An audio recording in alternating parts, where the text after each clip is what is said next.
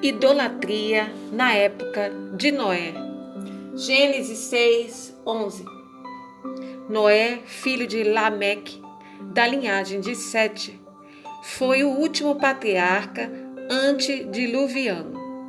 Embora não se saiba exatamente a etimologia do nome, o nome Noé é amplamente aceito como significado de repouso, descanso, conforto.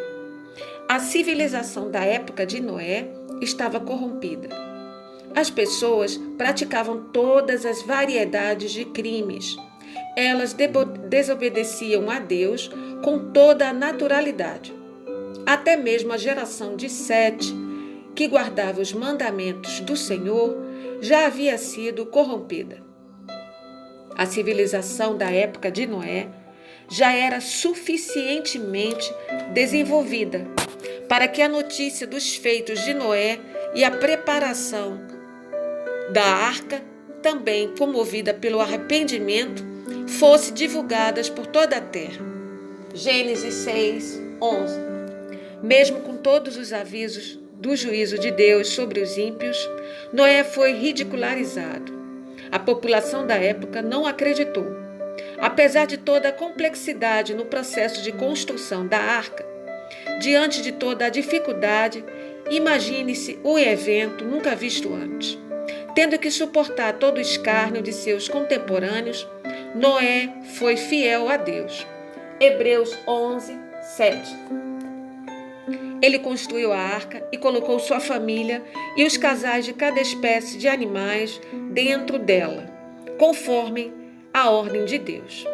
Quando todos estavam dentro da arca, Deus trancou a porta pelo lado de fora e a terra foi inundada. Noé plantou uma vinha, ficou embriagado e de forma vergonhosa se expôs em sua tenda. Cã, provavelmente levado por seu filho Canaã, zombou de Noé. Não se sabe se foi apenas isso, mas as consequências foram as piores. Noé amaldiçoou Canaã e Cã não foi abençoado.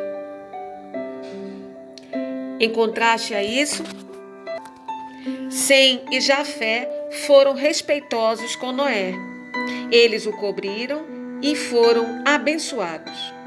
As condições do mundo, hoje em dia, assemelham-se àquelas que prevaleciam nos dias de Noé, quando os homens tinham se corrompido a ponto de se frisar que a terra encheu-se de violência e de maldade.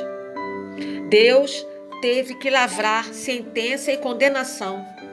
Deus avisou aos de então: não contenderá o meu espírito para sempre com o homem. Farei chover sobre a terra 40 dias e 40 noites, e desfarei de sobre a face da terra toda a substância que fiz. Gênesis 7:4. Porém, aqueles homens não quiseram dar ouvidos, tal como sucede hoje em dia, entre os quais todos nós também antes andávamos nos desejos da nossa carne, fazendo a vontade da carne e dos pensamentos. Éramos, por natureza, filhos da ira, como também os demais. Efésios 2:3.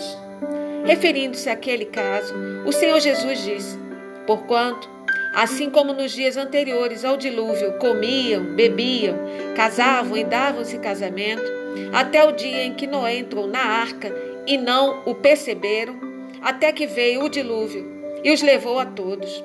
Assim será também na vinda do Filho do Homem. Mateus 24:38. E olhai por vós, não aconteça que venha sobre vós de improviso aquele dia. Lucas 21:34. A construção da arca demorou 120 anos. Não foram 120 dias, mas 120 anos. Ele observou a obediência, enfrentou zombarias e deboches. E a palavra diz: o que está sendo instruído na palavra, partilhe todas as coisas boas com quem o instrui. Não se deixe enganar, de Deus não se zomba, pois o que o homem semear, isso também colherá. Gálatas 6:6-7. Certamente, Noé não foi entendido, mas continuou obedecendo. Durante todo este tempo, ele foi pregoeiro da justiça. Segundo Pedro 2:5. Lemos o que disse Deus por meio de Pedro. No passado surgiram falsos profetas no meio do povo, como também surgirão entre vós falsos profetas, falsos mestres. Hoje vemos isso. Eles introduzem secretamente heresias destruidoras, chegando a negar a soberania de Deus, trazendo sobre si mesmo repentina destruição. Muitos seguirão os caminhos vergonhosos desses falsos homens, e por causa deles será difamado o caminho da verdade. Em sua cobiça, tais mestres, tais doutores da lei, explorarão com histórias que inventam. Há muito tempo, a sua condenação para eles está certa, pois Deus não poupou os anjos que pecaram, mas os lançou no inferno, prendendo-os em abismos tenebrosos, a fim de serem reservados para o juízo. Segundo Pedro 2, de 1 a 4.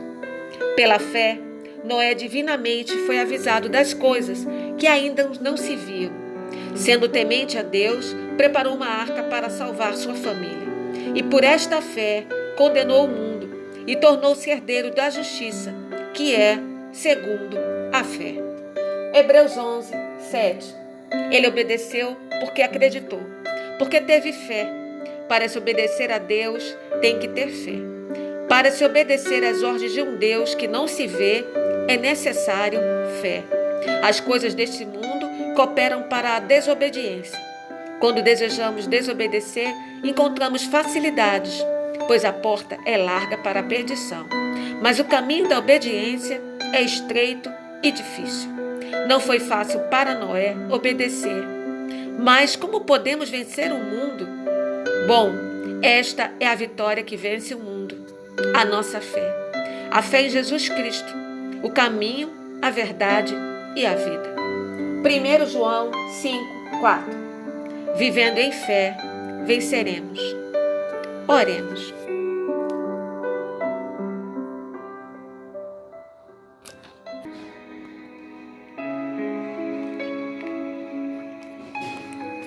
Cantem de alegria ao Senhor. Vocês que são justos, aos que são retos, fica bem louvá-lo. Louvem ao Senhor com harpa, ofereçam música com lira de 10 cordas. Cantem numa nova canção, toquem com habilidade ao aclamar a sua presença. Pois a palavra do Senhor é verdadeira. O Senhor, nosso Deus, Criador dos céus e terra, é fiel em tudo o que faz. Ele ama a justiça e a retidão. A terra está cheia da bondade do Senhor. Mediante a palavra do Senhor foram feitos os céus, os corpos celestes, e pelo sopro de sua boca. Ele ajunta as águas do mar num só lugar. Das profundezas faz reservatórios. Toda a terra tema o nome do Senhor. Tremam diante dele todos os habitantes do mundo. Pois ele falou e tudo fez. Ele ordenou e tudo surgiu. O Senhor desfaz os planos das nações. Ele frustra os propósitos dos povos. Mas os planos do Senhor, nosso Deus, permanecem para sempre. Os propósitos do seu coração por todas as gerações. Como é feliz a nação que tem o Deus verdadeiro, Criador dos céus e terra, como seu. O povo que ele escolheu para lhe pertencer. Dos céus, o Senhor olha e vê toda a terra, toda a humanidade. Do seu trono, ele observa todos os habitantes. Ele forma o coração de todos que o conhecem e fazem a cumprir-se os seus mandamentos. Nenhum rei se salva pelo tamanho do seu exército. Nenhum guerreiro escapa por sua grande força. O cavalo é vã esperança de vitória. Apesar da sua grande força, é incapaz de salvar. Mas o Senhor, nosso Deus, Criador dos céus e terras, enviou Jesus Cristo. Ele protege aqueles que o temem. O Senhor firma a esperança do seu amor para nos livrar da morte eterna e garantir a vida eterna e a vida em abundância. Mesmo em tempos de fome, nossa esperança está no Senhor nosso Deus. Ele é o nosso auxílio, nossa salvação e proteção. Nele se alegra o nosso coração. Que venha o Senhor nosso Deus a ouvir as nossas preces. Que as nossas preces cheguem aos seus ouvidos. Que Ele nos proteja de todo mal. Que Ele cuide de nossa casa. Que Ele cuide de nossa família. Que Ele cuide do trabalho, do pão de cada dia. Que Ele cuide da palavra que tem que ser escrita em nossos corações. Que Ele nos dê equilíbrio, que Ele nos dê paz, que Ele nos dê saúde, que Ele nos dê livramento, que Ele nos dê avivamento pela palavra e pelo Espírito puro e santo, que é luz, que é o próprio Deus. Esteja sobre nós o amor do Senhor, como está em nós e em Ti, Senhor, a esperança. Assim seja. Salmo 33, de 1 a 22.